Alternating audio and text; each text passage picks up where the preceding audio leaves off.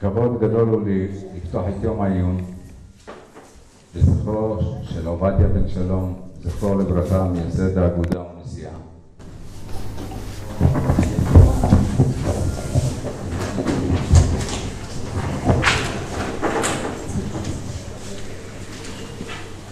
אשר החודש מלאו לו 9 שנים לפטירתו. יום העיון יוחד לנושא העלייה החדשה של יהודי תימן החל משנות ה-90 ועד ימינו. מציין את הוצאתו לאור של כתב העת תעודה מספר 29, מוקדש כולו לשכונת מחנה יהודה בפתח תקווה, אשר חגגה השנה 100 שנה לייסודה. אני מתכבד להזמין לבימה זו את יושב ראש האגודה, הבן הממשיך, דוקטור יגאל בן שלום, לשאת את ברכתו. בבקשה.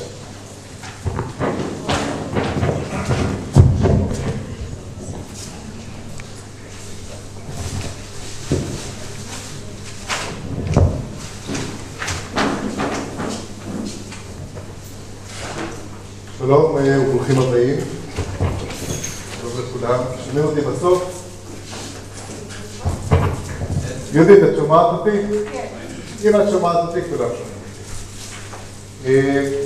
אני מרגיש כאילו לא עברו ולא חלפו 9 שנים מאז שהתחלק מאיתנו אבו מורי, אבל אני גם מרגיש שאנחנו כולנו מצליחים ללכת בדרך שהוא הוביל אותנו, והוא איש חזון היה לפני למעלה מ-40 שנה, לפני 40 שנה, סוף שנות ה-60, שנות ה-70, הבין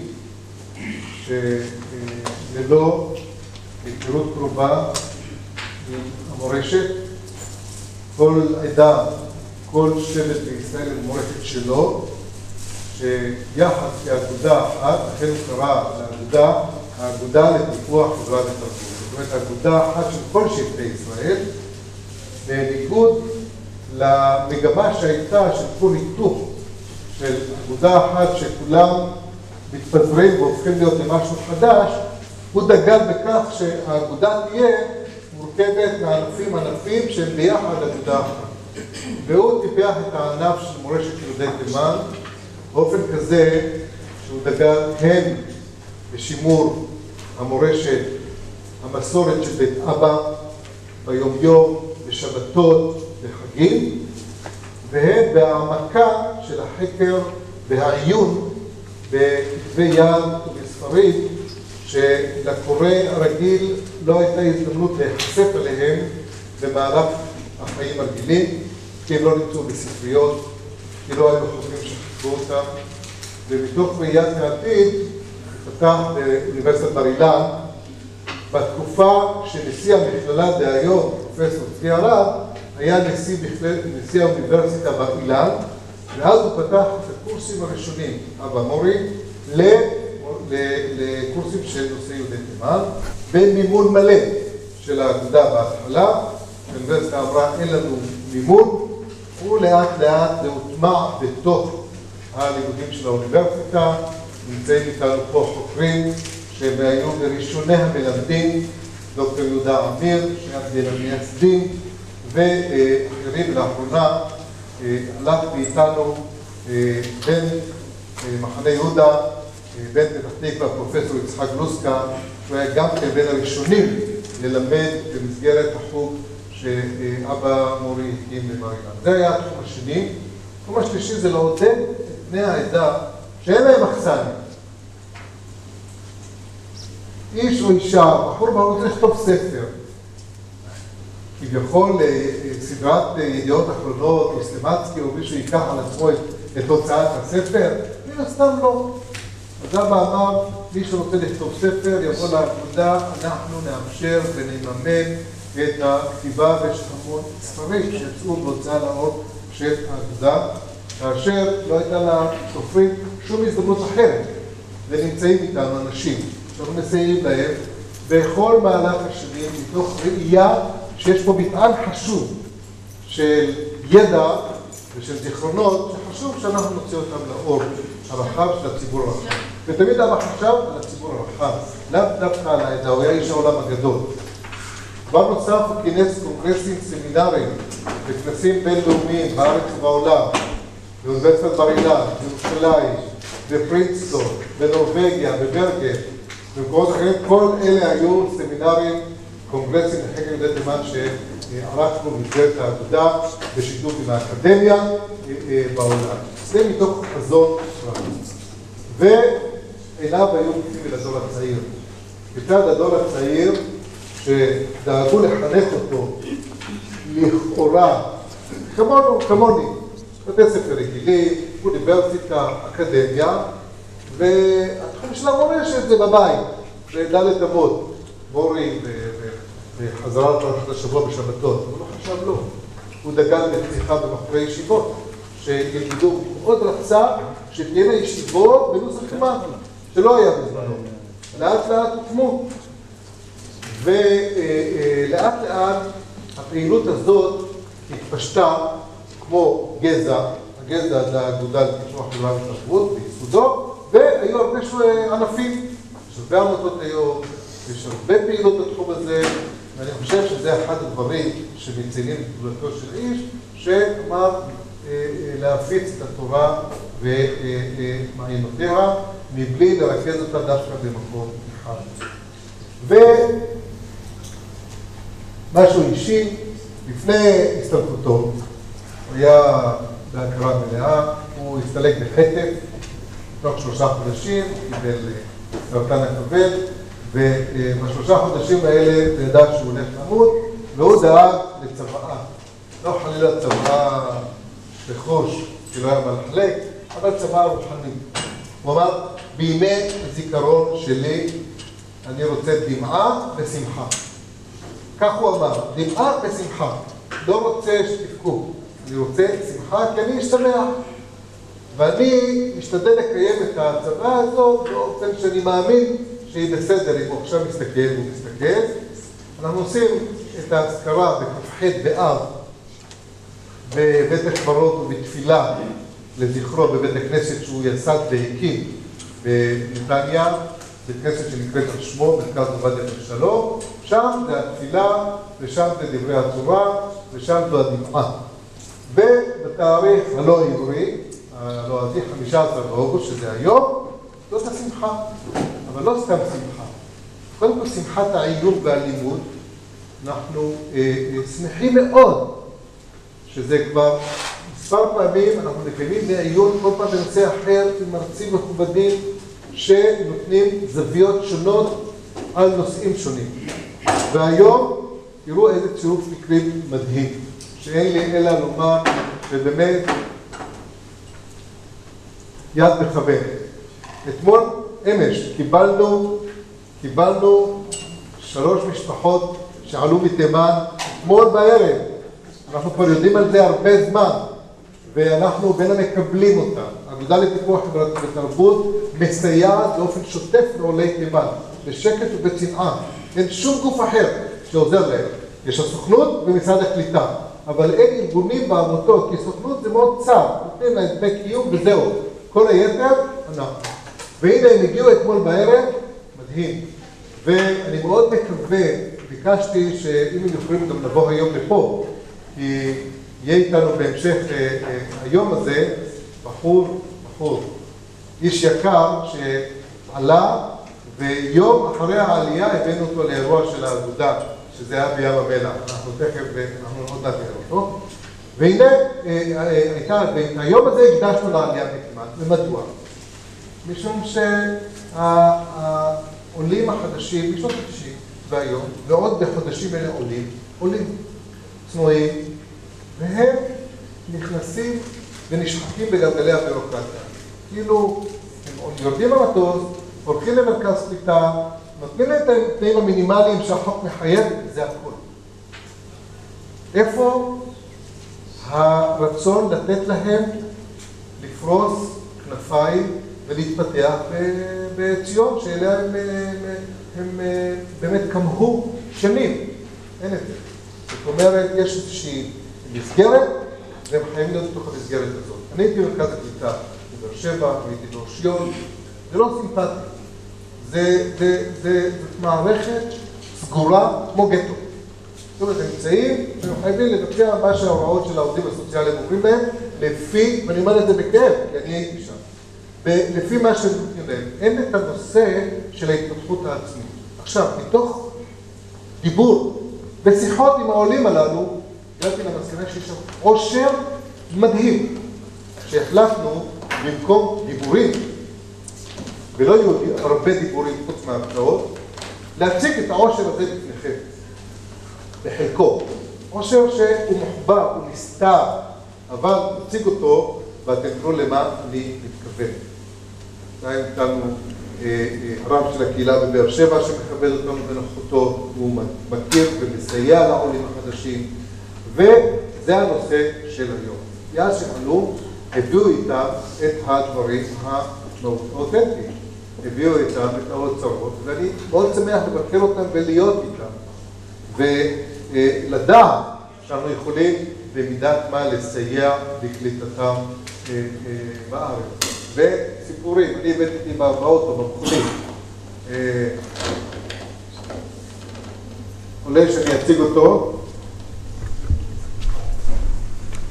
שהוא יהיה הפתעה של האתנחתא המוזיקלית. אני אציג אותו כאשר תהיה אתנחתא מוזיקלית. ואני רוצה להציג עכשיו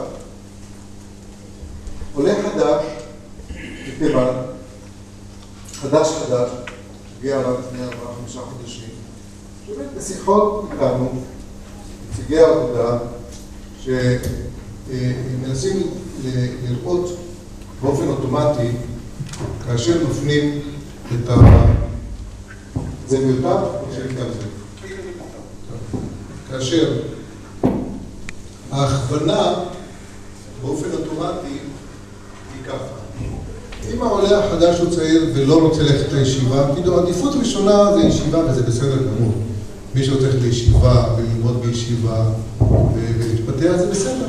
אבל מי שלא, אז ממרכז הקליטה מכוונים אותו ללמוד מקצוע ולעבוד, לכאורה. לך תלמד מקצוע. ואני נתקלתי בבחורים שאומרים,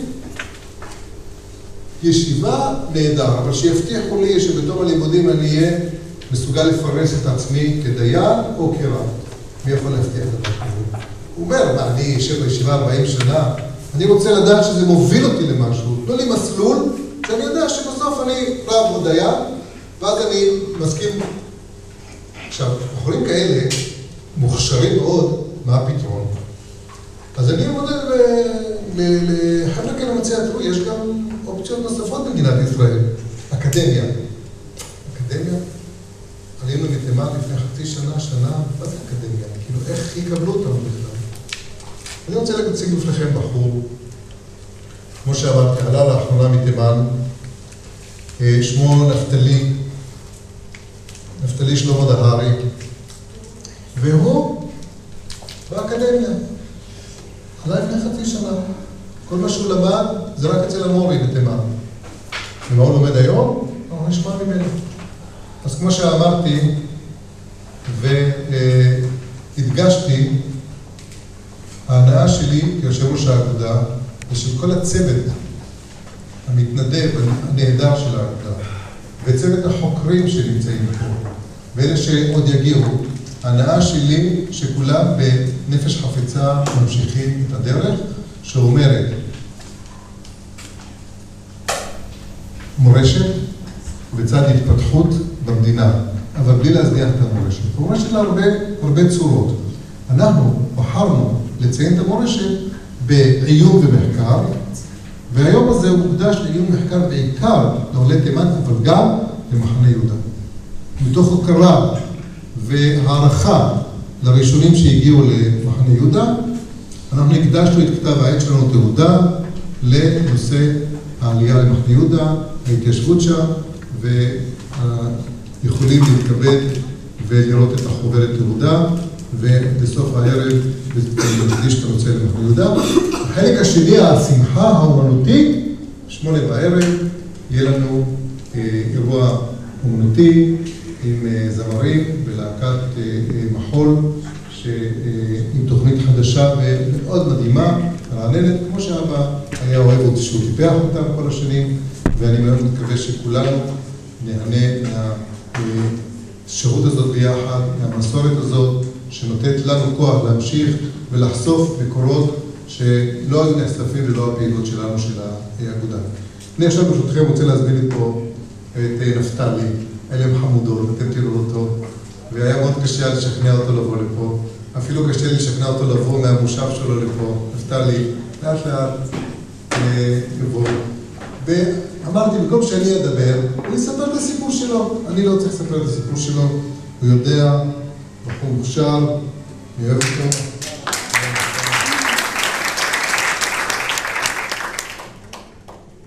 שלום לכולם, שמי נפתלי דהרי. נולדתי בהריידה שבתימן, נמצאת במרחק של שעה וחצי נסיעה מסנה. לפני 6 חודשים עשיתי עלייה לארץ ישראל, ונקלטתי כמו רבים מהעולים במרכז הקליטה באר שבע. ההורים שלי עדיין חיים בתימן, ואני נמצא כאן לבדי. אני רוצה לספר לכם במספר דקות על החיים שלי בתימן, ועל המעבר שעשיתי לארץ ישראל. בתימן החיים שלנו היו פשוטים. בבוקר היינו קמים, מתפללים בבית הכנסת, לאחר מכן היינו הולכים ללמוד אצל המורי. המורי היה מלמד אותנו את א' ב', קריאה בחומש, תרגום וכתיבה. לא למדנו מקצועות נוספים, לא היה לנו מחשבים או אמצעים מודרניים אחרים. הלימוד היה מסורתי כבשבותינו, למדו. היחסים בינינו לבין המוסלמים היו בסך הכל טובים. היינו משחקים ביחד, והיה לי מספר חברים טובים. בעיר ריידה מתגוררים כיום עדיין כ10 משפחות.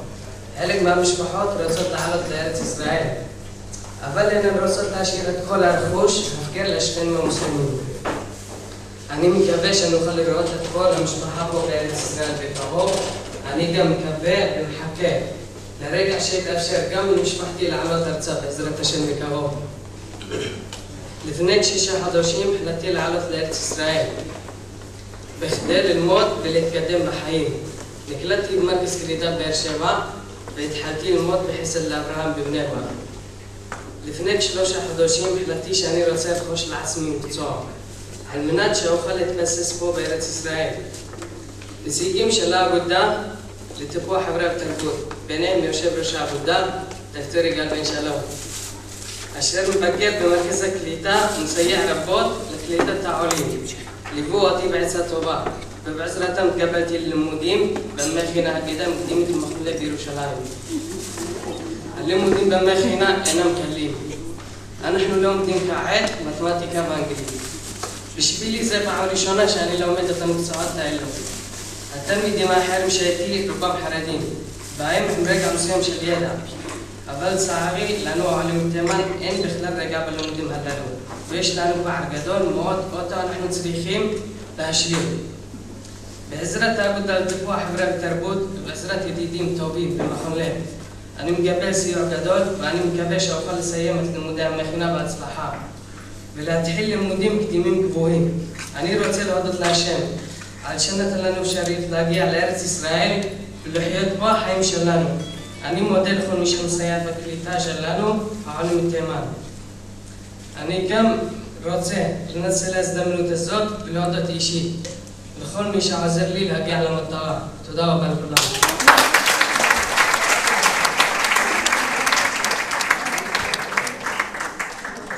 אתה תצליח. תודה רבה למראים, גם ליגאל וגם לנפתלי. ואני מתכבד להזמין את דוקטור יהודה אמיר, חוקר בכיר בתחום שירת תימן וממניחי היסודות האקדמיים באגודה, אשר ישמש יושב ראש המושב הראשון. יהודה, הבמה שלך, בבקשה.